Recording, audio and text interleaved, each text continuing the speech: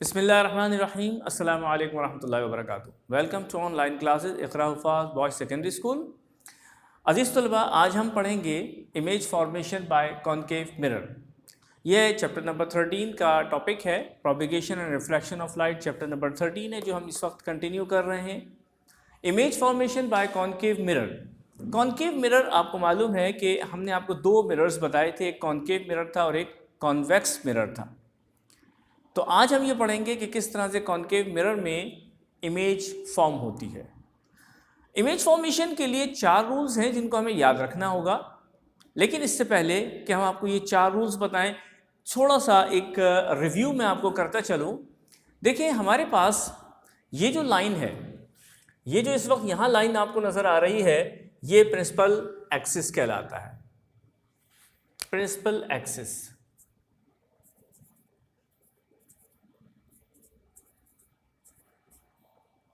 ठीक है। फिर हमने आपको ये बात बताई थी कि उसमें एक सी पॉइंट होता है जिसे सेंटर ऑफ कर्वेचर कहते हैं, एक पॉइंट होता है जिसे कैपिटल एफ फोकल पॉइंट या फोकस कहा जाता है। ये प्रिंसिपल एक्सिस एक इमेजिनरी लाइन होती है जो कहीं पर इस कॉनकेव मिरर के बिल्कुल सेंटर पे जाके मिलती है, जिसे हम पोल कहते हैं। और इसी तरीके से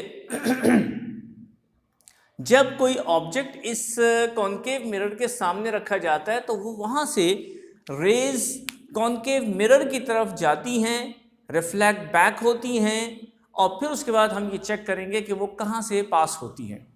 तो अजीज़ तलबा, इस वक्त हम रूल नंबर 1 कर रहे हैं। रूल नंबर 1 ये है कि कॉनकेव मिरर के सामने अगर एक ऑब्जेक्ट रख दिया जाए, लाइट कहीं से इस पर पड़ रही है, और जाहिर है लाइट पड़ेगी तो हर तरफ वहाँ से रिफ्लेक्ट होके हर तरफ जाएगी। लेकिन हम सिर्फ उस एक रे की बात कर रहे हैं जो लाइट इसके ऊपर पड़ने के बाद बिल्कुल पैरेलल टू प्रिंसिपल एक्सिस आ रही है।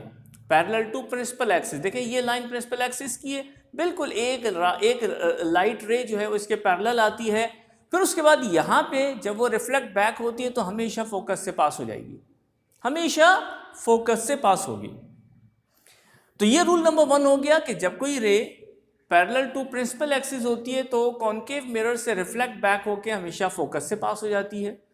और इसका बिल्कुल अपोजिट एक रूल, जो रूल नंबर 2 है, वो ये है कि अगर किसी ऑब्जेक्ट से कोई रे आती है और वो फोकस से गुजर के फिर कॉनकेव मिरर तक पहुंचती है, फोकस से गुजर के फिर कॉनकेव मिरर तक पहुंचती है, तो क्या होगा कि वो रिफ्लेक्ट बैक होके पैरेलल टू प्रिंसिपल एक्सिस हो जाएगी। ये प्रिंसिपल एक्सिस है हमारे पास, ठीक है, प्रिंसिपल एक्सिस। तो वो कहाँ जाएगी? वो पैरेलल टू प्रिंसिपल एक्सिस हो जाएगी। ये और ये दोनों रूल एक दूसरे के अपोजिट हो जाएंगे। पैरेलल आएगी तो फोकस से गुजरेगी, फोकस से आएगी तो पैरेलल गुजर जाएगी रिफ्लेक्ट बैक होने के बाद। रूल नंबर 3 ये है कि अगर कोई रे कॉनकेव मिरर के बिल्कुल पोल पे जाके टकराती है, ये पोल है, अगर कोई रे किसी ऑब्जेक्ट से गुजर के और कॉनकेव मिरर के पोल पे जाके टकराती है तो जिस एंगल से ये टकराएगी उसी एंगल से वापस हो जाएगी, यानी सेम एंगल। अगर फॉर एग्जांपल ये 20 डिग्री के एंगल पे जाके टकराती है, प्रिंसिपल एक्सिस के साथ 20 डिग्री का एंगल बन रहा है, तो वापस आते वक्त भी ये प्रिंसिपल एक्सिस के साथ 20 डिग्री का ही एंगल बनाएगी, फोकस से पास नहीं होगी। ठीक हो गया।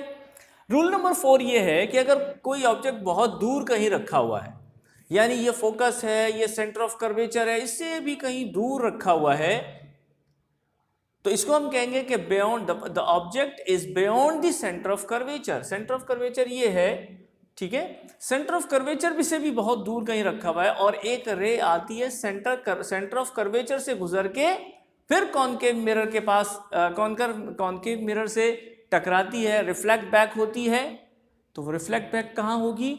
उसी पाथ से वापस हो जाएगी जिस पाथ से आई थी।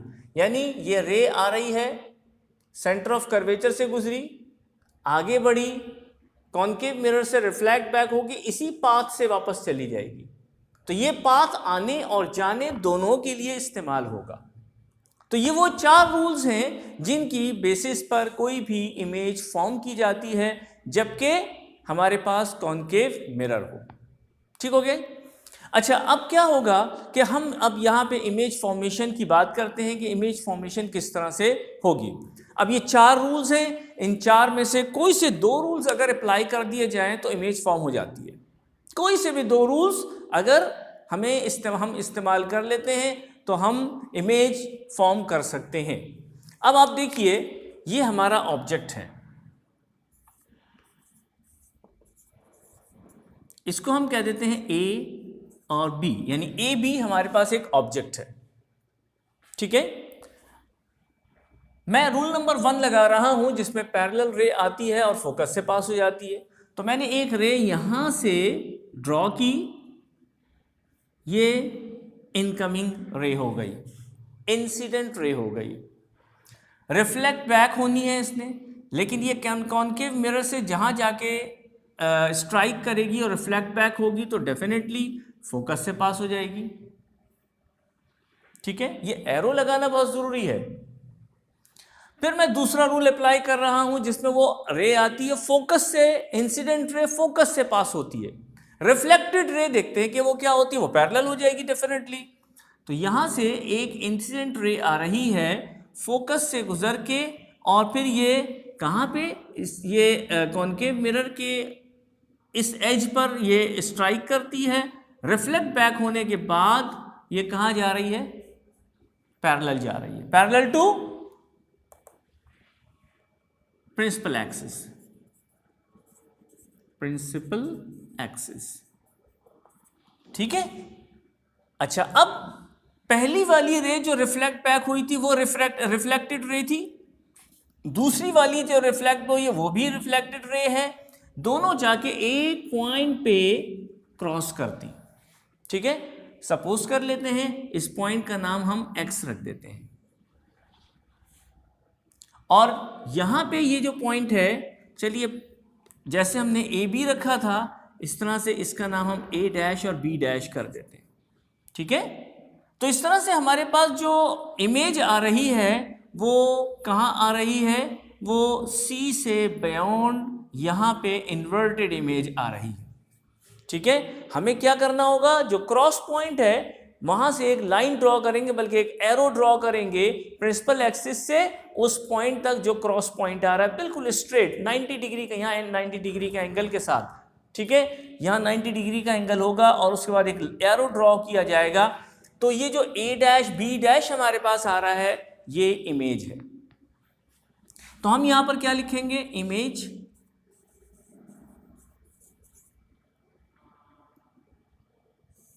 इसकी nature of image,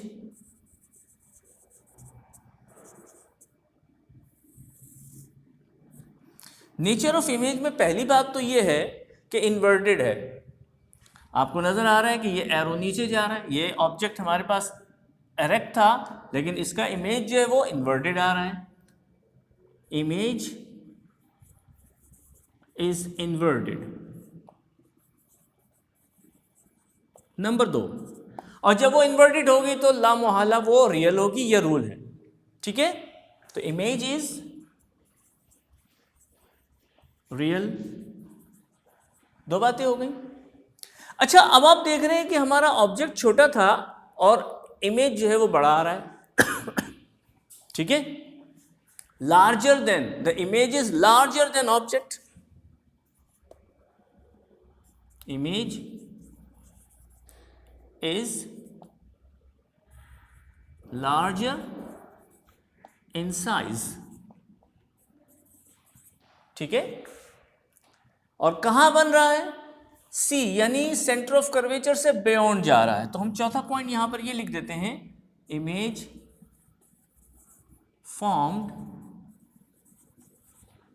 is beyond C, बस। ठीक है, तो हम जब इमेज फॉर्मेशन यहां पे करेंगे तो उस इमेज की नेचर को भी लिखेंगे कि वो इमेज की नेचर हमारे पास कैसी आती है। आमतौर पे यही 4 पॉइंट्स हैं जिनको लिखा जाता है, और बाज़ औक़ात इससे कम पॉइंट्स भी होते हैं। बाज़ औक़ात सिर्फ 2 पॉइंट्स या 3 पॉइंट्स पे भी इक्तफ़ा किया जाता है। ठीक हो गया। तो इस तरह से हमारे पास इमेज फॉर्मेशन के लिए किसी भी इन 4 में से किसी भी 2 रूल्स को इस्तेमाल किया जाएगा। एक बात हो गई। दूसरी बात यह है कि इसके एरोज़ लगाना बहुत ज़रूरी हैं। तीसरी बात यह हो गई कि जब इमेज फॉर्म हो जाए तो उसकी नेचर को देखते हुए आप ये 4 पॉइंट्स यहाँ पर लिखेंगे। और पांचवी और अहम बात यह है कि जब आप ये प्रिंसिपल एक्सिस बनाएंगे तो बाकायदा मेजरमेंट के साथ बनाएंगे। जैसे मिसाल के तौर पे मैंने यहाँ से लेके यहाँ तक, ये देखिए ये P है हमारा पोल ये पॉइंट हो गया, F ये पॉइंट हो गया, ये मैंने यहाँ से लेके यहाँ तक अपने बोर्ड के हिसाब से 8 इंच के बराबर लिया है। आप इसको 4 सेंटीमीटर के बराबर ले सकते हैं। मैंने यहाँ पे 8 इंच लिए हैं, ठीक है। यहाँ से लेके यहाँ तक भी 8 इंच ही होगा। जाहिर है कि पोल से लेके फोकस तक और फोकस से लेके और सेंटर ऑफ कर्वेचर तक फासला दोनों का बराबर होता है। तो मैंने तो यहाँ पर अपने बोर्ड पे बड़ी फिगर बनाने के लिए 8 इंच लिया, लेकिन आप क्या करें, आप यहाँ पर 4 सेंटीमीटर, इसमें यहाँ डैश नहीं लगेगा, सेंटीमीटर का आप डिस्टेंस रखें। कहाँ से कहाँ तक का? पोल से फोकस तक का और फिर फोकस से सेंटर ऑफ कर्वेचर तक का। बाकायदा मेजर करके 4 सेंटीमीटर की लाइन ड्रॉ करेंगे, यानी 4 सेंटीमीटर का डिस्टेंस रखेंगे। चुनाचे टोटल लाइन आपकी कितनी बनेगी? 4 + 4 8 सेंटीमीटर और 4 सेंटीमीटर कहीं और आप आगे निकाल लीजिए, इसलिए कि हमारे देखें 4 रूल में हमें वो लाइन भी चाहिए जो बियॉन्ड सी थी। ठीक हो गया। तो इस तरह से हम इमेज फॉर्मेशन करते हैं। इंशाल्लाह ये टॉपिक अभी कंटिन्यू है और इसमें मज़ीद इमेज फॉर्मेशन के हवाले से और हम आपसे बात करेंगे। अभी कॉन्केव मिरर हमने डिस्कस किया है, अभी कॉन्वेक्स मिरर जो है वो बाकी है। इंशाल्लाह फिर आपसे आपके सामने हाजिर होंगे अगली क्लास के साथ। उस वक्त तक के लिए इजाज़त दीजिए। अस्सलामु अलैकुम वरहमतुल्लाहि वबरकातुहू।